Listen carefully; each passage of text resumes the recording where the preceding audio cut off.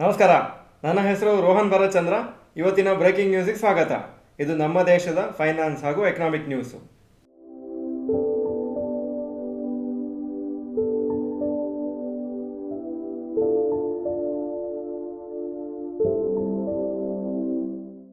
News number 1, RBI meeting between 3rd and 5th April.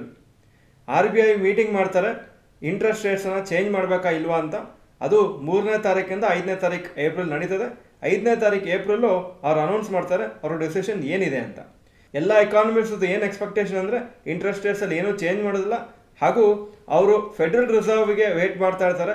Federal reserve interest ರೇಟ್ಸಲ್ಲಿ ಕಮ್ಮಿ ಮಾಡಿದ್ಮೇಲೆ ಇಲ್ಲಿ ಇಂಡಿಯಾದಲ್ಲೂ RBI interest rates ಕಮ್ಮಿ ಮಾಡ್ಬೋದು ಅಂತ ಎಲ್ಲ ಒಪಿನಿಯನ್ ಪೋಲ್ಸ್ ಹೇಳ್ತಾ ಇದೆ.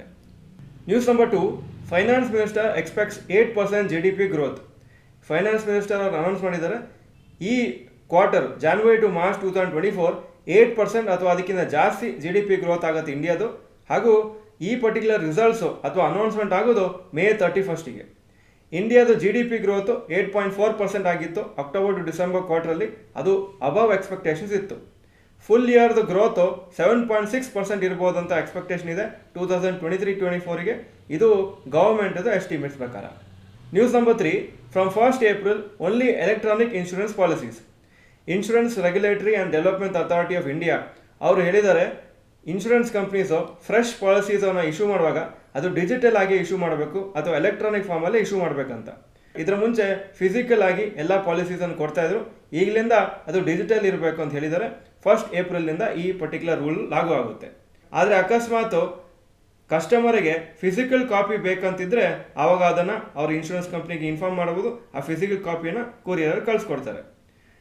ನಾರ್ಮಲ್ ಆಗಿ ಡಿಫಾಲ್ಟ್ ಆಗಿ ನೀವು ಫ್ಯೂಚರಲ್ಲಿ ಇನ್ಶೂರೆನ್ಸ್ ಪಾಲಿಸಿ ತೊಗೊಂಡ್ರೆ ಆವಾಗ ಅದು ಎಲೆಕ್ಟ್ರಾನಿಕ್ ಫಾರ್ಮಲ್ಲೇ ಕೊಡ್ತಾರೆ, ಕೊರಿಯರಲ್ಲಿ ಯಾವ ಇನ್ಶೂರೆನ್ಸ್ ಪಾಲಿಸಿ ಡಾಕ್ಯುಮೆಂಟ್ಸು ಕಳಿಸೋದಿಲ್ಲ. News number 4, interest rate on small saving scheme. Government ಅವ್ರು ಹೇಳಿದ್ದಾರೆ, ಏಪ್ರಿಲ್ ಟು ಜೂನ್ 2024 ಪೀರಿಯಡಿಗೆ ಇಂಟ್ರೆಸ್ಟ್ ರೇಟ್ಸ್ ಬೇರೆ ಬೇರೆ ಇನ್ಸ್ಟ್ರೂಮೆಂಟ್ಸಿಗೆ ಈ ಥರ ಇದೆ ಅಂತ. PPF 7.1%, NSC 7.7%, Kisan Vikas Patra 7.5%, Sukanya Samriddhi 8%, senior citizen schemes 8.2%, ಹಾಗೂ post office monthly income scheme 7.4% per annum interest ಬರುತ್ತೆ. News number 5, rapid news. ಇಂಡಿಯಾದ foreign exchange reserves 5th consecutive ವೀಕಿಗೆ ಜಾಸ್ತಿ ಆಗಿದೆ, ಹಾಗೂ ಸದ್ಯಕ್ಕೆ $642.63 ಬಿಲಿಯನ್ ಇದೆ, ಅಥವಾ ಅರೌಂಡ್ 53.32 lakh crores.